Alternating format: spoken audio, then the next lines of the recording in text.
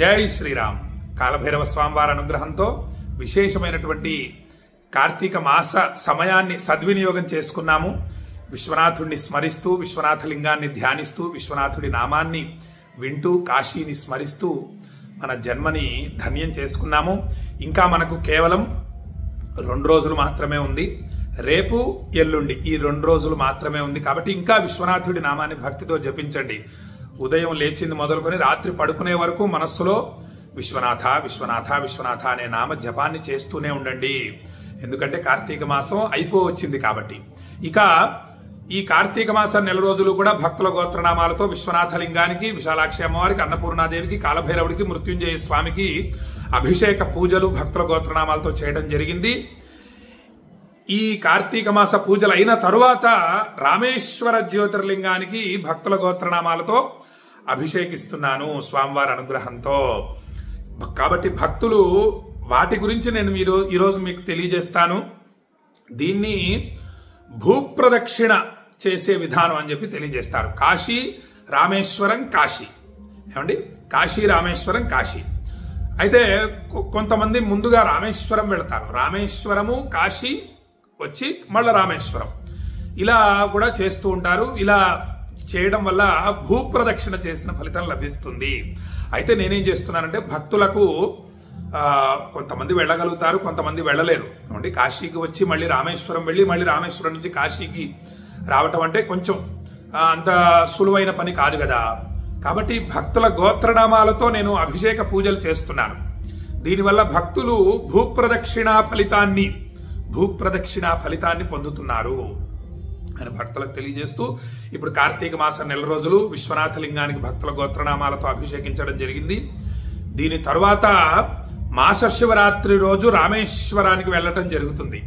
రామేశ్వర జ్యోతిర్లింగానికి మాస శివరాత్రి రోజు, మార్గశిర మాస శివరాత్రి రోజు రామేశ్వర జ్యోతిర్లింగానికి అభిషేకం చేయడం జరుగుతుంది. స్వామివారి ఆలయంలో భక్తుల గోత్రనామాలు చదివి రామేశ్వర జ్యోతిర్లింగానికి ప్రయాగ నుండి తీసుకొచ్చినటువంటి గంగాజలముతో అభిషేకం. ఏమంటే కాశీ నుండి గంగను తీసుకొని వెళ్ళకూడదు. ఈ కాశీ గంగ, కాశీలో ఉన్నటువంటి ఈ శివలింగాలన్నిటికీ అభిషేకించవచ్చు, కానీ రామేశ్వరానికి తీసుకొని వెళ్ళకూడదు. మనకు ప్రమాణం ఉంది, తీసుకెళ్లకూడదని పెద్దలు చెబుతున్నారు. మరియు మనకి ఆధారం కూడా ఉంది. దాని తర్వాత నేను మీకు వివరించే ప్రయత్నం చేస్తాను. ప్రయాగ గంగా యమున సరస్వతి నదీ జలాన్ని రామేశ్వరం తీసుకొని వెళతాను. అక్కడ వెళ్ళి చక్కగా శిరస్సు మీద పెట్టుకొని రామేశ్వర జ్యోతిర్లింగానికి ప్రదక్షిణ చేసి, చక్కగా ఈశ్వరానుగ్రహంతో మంగళవాయిద్యాలు లభిస్తే మంగళవాయిద్యాలతో గంగమ్మ తల్లిని ప్రదక్షిణ చేయడం జరుగుతుంది. చేసి రామేశ్వర ఆలయంలోకి వెళ్ళి భక్తుల గోత్రనామాలు రామేశ్వర స్వామికి విన్నవించి ఆ పవిత్రమైన గంగాజలాన్ని రామేశ్వర జ్యోతిర్లింగానికి అభిషేకం చేయడం జరుగుతుంది. ఈ విధంగా చేసిన తరువాత రుద్రహోమం పూర్ణాహుతి చేసి రామేశ్వరంలో ఇసుక తీసుకొని, ప్రతి ఇసుక రేణువు కూడా శివలింగమే, శివస్వరూపమే. కాబట్టి చాలా జాగ్రత్తగా తీసుకురావాలి. ప్రయాగ నుండి తీసుకెళ్లేటటువంటి గంగను కూడా చాలా జాగ్రత్తగా రామేశ్వరం తీసుకెళ్ళాలి. రామేశ్వరంలో తీసుకునేటటువంటి సైకతం ఇసుక ఏదైతే ఉందో ఆ ఇసుకను కూడా చాలా జాగ్రత్తగా తీసుకొని రావాలి. కాశీకి తీసుకొని వస్తాను. ఆ విధంగా నేను తీసుకొని ఎప్పుడు వస్తానంటే మళ్ళీ నేను శివరాత్రికి మళ్ళీ కాశీకి రావటం జరుగుతుంది. కాశీకి వచ్చి భక్తుల గోత్రనామాలు చక్కగా కాశీ విశ్వనాథుడి సన్నిధిలో చదివి గర్భాలయంలోని విశ్వనాథ జ్యోతిర్లింగానికి మహాశివరాత్రి రోజు అభిషేకం చేసి, ఆ తర్వాత హోమాలు లక్ష్మీ గణపతి హోమం, రుద్రహోమం, చండీ హోమం, సుదర్శన హోమం, మహాలక్ష్మి హోమం, మృత్యుంజయ హోమం, కాలభైరవ హోమం, దత్త హోమం, నవగ్రహ హోమం, ఈ మహామహిమాన్వితమైన 9 హోమాలు అత్యంత భక్తితో భక్తుల గోత్రనామాలతో చేసి, రాత్రి లింగోద్భవ సమయంలో రామేశ్వరం నుండి తీసుకొచ్చినటువంటి ఈ ఇసుకతో శివలింగం చేసి, ఆ ప్రతి ఇసుక రేణువు శివలింగమే. ఆ ఇసుకను చక్కగా శివలింగాకారంగా చేసి బెల్వదళం పెట్టి చక్కగా పవిత్రమైనటువంటి గంగాజలాన్ని తీసుకొని వచ్చి భక్తుల గోత్రనామాలతో ఆ సైకతలింగానికి మహాశివరాత్రి రోజు అభిషేక పూజలు చేసి భక్తులకు తీర్థ ప్రసాదాలు మొదలైనవి పంపించడం జరుగుతుంది. ఇక రామేశ్వరం నుండి 22 బావుల పవిత్ర జలము మరియు రామేశ్వరుడికి నివేదించినటువంటి ప్రసాదము, కుంకుమ, విభూతి, రామేశ్వర స్వామి వారి ఫోటో మొదలైన అద్భుతమైనటువంటి ప్రసాదాలన్నీ కూడా పంపించడం జరుగుతోంది. కాబట్టి భక్తులు తప్పకుండా ఈ అవకాశాన్ని వినియోగించుకోండి. చాలా విశేషమైనటువంటి అవకాశం. మళ్ళీ కూడా నేను మీకు తెలియజేస్తాను వీడియోల ద్వారా. కేవలం నామమాత్రపు దక్షిణ, రామేశ్వరంలో పూజలు హోమాలు అన్నిటికీ కలిపి కేవలం 516 రూపాయలు నామమాత్రపు దక్షిణ మాత్రమే ఉంటుంది. ఏమండి, ఈ కాశీలో పూజలు చేయించుకున్న వాళ్ళందరూ తప్పక చేయించుకోండి. రామేశ్వరంలో మీ గోత్రనామాలతో చక్కగా రామేశ్వర జ్యోతిర్లింగానికి అభిషేకం చేయించుకోండి, రుద్రహోమం చేయించుకోండి. ఆ తర్వాత మళ్ళీ శివరాత్రి రోజు మళ్ళీ కాశీలో పూజలు చేయించుకోండి. మహాశివరాత్రి పూజలు వదులుకోకండి. అప్పుడు ఏమవుతుంది, మీరు ఈ యొక్క భూప్రదక్షిణ ఫలితాన్ని పొందుతారు అని భక్తులకు మరీ తెలియజేస్తున్నాను. చక్కగా కాశీలో పూజలు చేయించుకున్న వాళ్ళందరూ తప్పక చేయించుకోండి. ఇక ఒకవేళ కుదరక కాశీలో ఈ కార్తీక మాసం నెల రోజులు అభిషేకం చేయించుకోలేకపోయిన వాళ్ళు కూడా రామేశ్వరంలో మీ గోత్రనామాల ఆలయంలో ఉచ్చరింపబడటం అంటే సామాన్యం కాదు కదా. ఏమండి, నిరంతరం వేదమంత్రాలు చదువుతూనే ఉంటాం. ఈ పవిత్రమైనటువంటి నోటితో మీ గోత్రనామాలు రామేశ్వర జ్యోతిర్లింగం ఆలయంలో ఉచ్చరింపబడటం ఎంత భాగ్యం, ఎంత విశేషం. కాబట్టి రామేశ్వరంలో మరియు మహాశివరాత్రికి కాశీలో పూజలు చేయించుకోండి. ఇవన్నీ సామాన్యమైనటువంటి పుణ్య ఫలితాలు కావు, అక్షయ పుణ్య ఫలితాల్ని మీకు అనుగ్రహిస్తాయి అని భక్తులకు తెలియజేస్తూ, ఇది కాశీ రామేశ్వరం కాశీ ఈ విధంగా చేయటాన్ని భూప్రదక్షిణ యాత్ర అని అంటారనమాట. ఇక ఇంకొక విధానం ఉంది. ఏమిటంటే అది ముందుగా రామేశ్వరం వెళ్ళటం.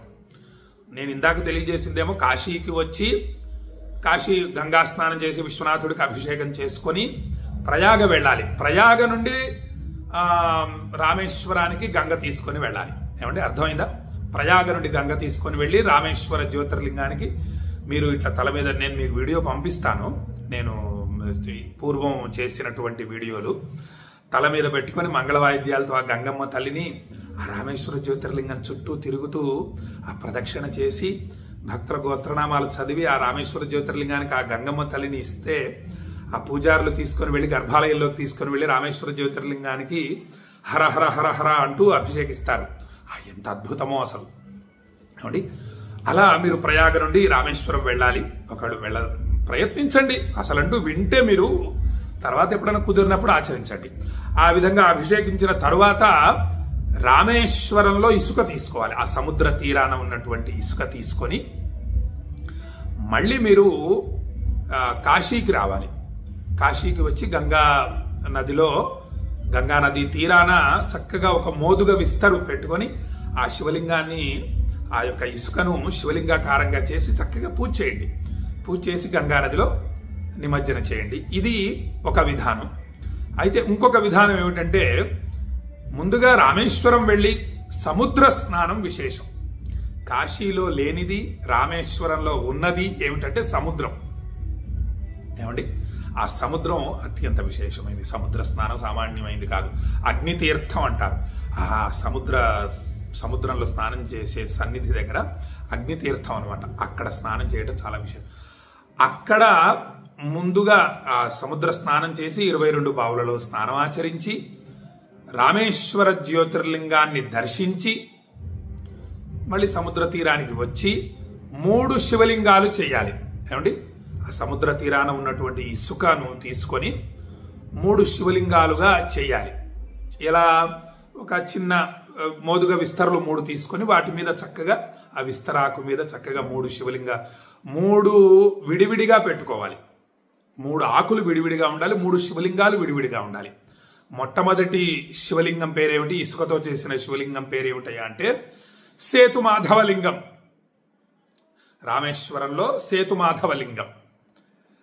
రెండవ శివలింగం పేరేమో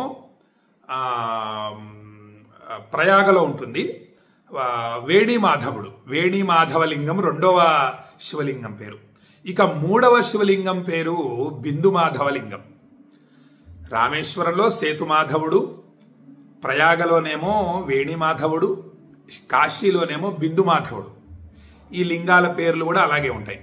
సేతుమాధవలింగం, వేణిమాధవలింగం, బిందుమాధవలింగం. ఈ 3టికి చక్కగా ప్రాణప్రతిష్ఠ చేసి, అసలు శివస్వరూపమే అయినా కూడా మంత్రములతో ప్రాణప్రతిష్ఠ చేసి చక్కగా అభిషేకం చేయాలి. చూడండి, మనం అందుకే కాశీకి వచ్చామనుకోండి, ప్రయాగ నుండి గంగాజలం తీసుకొని వెళ్ళవచ్చు. ఈ 3 శివలింగాలకి కూడా ప్రయాగ గంగాజలంతో అభిషేకం చేయవచ్చు. అంటే 2 పెద్ద పెద్ద క్యాన్లతో, అంటే ఒక 5 లీటర్ల క్యాన్లు 2 తీసుకొని జాగ్రత్తగా తీసుకొని వెళ్ళాలి. వెళ్ళి ఒక 5 లీటర్ల క్యాన్తో ఈ 3 శివలింగాలకు అభిషేకం చేయవచ్చు. ఆ సముద్ర జలం అగ్నితీర్థంతో అభిషేకిస్తూ ఉంటారు, అది విశేషమే. ఆ 3 శివలింగాలకి కొద్ది కొద్దిగా ఒక పువ్వుతో అలా అభిషేకం చేసి ఆ శివలింగాలను 3 డబ్బాలలో పెట్టుకోవాలి. ఒక్క రేణువు కూడా కింద పడకుండా జాగ్రత్తగా పెట్టుకొని ఆ ఆకుల్ని పక్కకి ఉంచేసి జాగ్రత్తగా ఆ శివలింగాల డబ్బా మూత పెట్టి వాటిని ఆ సముద్రంలో కడగాలి, ఆ డబ్బాలని కూడా. ఎందుకంటే ఆ డబ్బాకి ఇసుక రేణువులు ఏమైనా ఉంటే కష్టం మళ్ళీ. కాబట్టి చాలా జాగ్రత్తగా కడిగి మొత్తం అంతా బట్టతో తుడిచి ఆ 3 శివలింగం డబ్బాలను తీసుకొని ఒకటేమో అక్కడే సముద్రంలో కలిపేయాలి, సేతుమాధవలింగాన్ని అక్కడే కలిపేసేయాలి. ఇక రెండవది వేణిమాధవుణ్ణి ప్రయాగకు రావాలి, ప్రయాగకు వచ్చి వేణిమాధవుణ్ణి కలపాలి. కలిపి అక్కడ స్నానం ఆచరించి త్రివేణి సంగమంలో ఆ జలాన్ని తీసుకొని కాశీకి రావాలి. గంగా జలం తీసుకొని కాశీకి రావాలి. కాశీకి వచ్చి 2గా తీసుకోవాలి, 2 చెంబులుగా, లేదా 2 ఈ రాగి బాటిల్స్ ఉంటాయి. బాటిల్స్తో ప్రయాగ గంగాజలం ఒక 3 బాటిల్స్ తీసుకోవచ్చు, లీటర్ బాటిల్స్ తీసుకొని ఒకటేమో కాశీ విశ్వనాథుడికి సమర్పించాలి. ఇంకొకటి మిగిలింది ఏమిటి మనకి? బిందుమాధవలింగం. బిందుమాధవలింగం గంగా నదిలో పంచగంగా ఘాట్లో బిందుమాధవలింగాన్ని కలిపి స్నానమాచరించి కలిపి పైన ఉంటాడు బిందుమాధవ స్వామివారు కాశీలో. ఆ బిందుమాధవుని దర్శించుకొని చక్కగా విశ్వనాథలింగాన్ని దర్శించుకొని మళ్ళీ రామేశ్వరం వెళ్ళాలి. రామేశ్వరం వెళ్ళి ప్రయాగ నుంచి గంగాజలం కాశీకి తెచ్చారు కదా, దాన్ని విప్పకుండా అలాగే పెట్టుకొని మళ్ళీ రామేశ్వరం వెళ్ళి ప్రయాగ గంగాజలం రామేశ్వర జ్యోతిర్లింగానికి అభిషేకం చేయాలి. ఇదొక విధానం. ఇది కూడా భూప్రదక్షిణ ఫలితాన్ని భక్తులకు అందిస్తుంది. ఎన్నో మార్గాలు ఉన్నాయండి, చెయ్యాలి. నాకు కుదరదు, చేత కాదు, డబ్బులు అయిపోతాయి, ఇవన్నీ అనుకుంటే అక్షయ పుణ్య ఫలితాలు పొందలేము. మనం కుదుర్చుకోవాలి. కొంత డబ్బు ఖర్చు అయినా కూడా జాగ్రత్తగా చేసుకొని ఈ యొక్క అద్భుతమైన ఋషులు తెలియజేసినవి కదండి, ఏమండి, మామూలువి కాదు కదా. కాబట్టి ఆచరించాలని భక్తులకు తెలియజేస్తూ అక్షయ పుణ్య ఫలితాలు పొందండి. అంతవరకు మీరు వెళ్లే వరకు చక్కగా నా ద్వారా పరమేశ్వరుడు చేయిస్తున్నాడు, మీ గోత్రనామాలతో చేయించుకోండి. మీరు చేయించుకోవాలనే ఇంత స్వల్ప దక్షిణ పెట్టడం జరుగుతోంది అని భక్తులకు తెలియజేస్తూ శ్రీర్వర్చస్వమాయుష్యమారోగ్యమావిధాక్షోభామానం మహీయతే ధాన్యం ధనం పశుం బహుపుత్ర లాభం శత సంవత్సరం దీర్ఘమాయు కాశీ అన్నపూర్ణ విశాలాక్షి సమేత విశ్వేశ్వర స్వామి సంపూర్ణ అనుగ్రహ ప్రాప్తిరస్తు ఆయురారోగ్య అష్టైశ్వర్యాభివృద్ధిరస్తు మనోభీష్ట సిద్ధిరస్తు అని కాశీ నుండి భక్తులందరినీ ఆశీర్వదిస్తూ చక్కగా రేపు సాయంకాలం ఇంకా అనేక అద్భుతమైన విషయాలు కాలభైరవ స్వామివారి అనుగ్రహంతో, విశ్వనాథుడి అనుగ్రహంతో, విశాలాక్షి అమ్మవారి అనుగ్రహంతో తెలియజేస్తాను. అంతవరకు ఈ వీడియోని మీ బంధుమిత్రులందరికీ షేర్ చేయండి. అందరూ ఈ కాశీ రామేశ్వరం కాశీ యాత్ర గురించి తెలుసుకుంటారు, వీలైన వాళ్ళు ఆచరిస్తారు, వాళ్ళు ఫలితాన్ని పొందుతారు. మీరు వీడియోని షేర్ చేసినందుకు మీకు అద్భుత ఫలితాలు కలుగుతాయి. ఏమండి, అందరం అద్భుత ఫలితాలు పొందుతాం, అక్షయ పుణ్య ఫలితాలు పొందుతాం. ఈ యొక్క విలువైనటువంటి మానవ జన్మను సార్థకం చేసుకున్న వాళ్ళం అవుతాం. లేకపోతే మళ్ళీ 84 లక్షల జీవరాశుల్లో పుట్టాలి. ఏమండి, అది ఎంత కష్టమైనటువంటి విషయం. నా వల్ల అయితే కాదు. నేనైతే పరమేశ్వరుని జాగ్రత్తగా మానసికంగా విశ్వనాథ లింగాన్ని అభిషేకిస్తూ ఉన్నాను. నిత్యం ఒకసారి కాలభైరవ అష్టకం పారాయణ చేస్తున్నాను. కాశీ విశ్వనాథాయ నమః అనే నామజపం ఉదయం లేచింది మొదలుకొని రాత్రి వరకు భక్తితో యథాశక్తిగా చేస్తూనే ఉన్నాను. చాలా ఆనందంగా ఉంది. ఏమండి, మీరు కూడా చేస్తున్నారు కదా. అందరూ కూడా స్వామివారి అనుగ్రహాన్ని పొందాలని అనుకుంటారు కదా. ఎవరైనా విశ్వనాథుడి అనుగ్రహం ఎవరికొద్దండి, అందరికీ కావలసిందే కదా. కాబట్టి అందరం విశ్వనాథుడి నామాన్ని జపిద్దాం అని భక్తులకు తెలియజేస్తూ సెలవు తీసుకుంటున్నాను. జై శ్రీరామ్. విశ్వనాథాయ మంగళం, విశ్వనాథాయ మంగళం, విశ్వనాథాయ మంగళం. కాలభైరవ స్వామికి జై.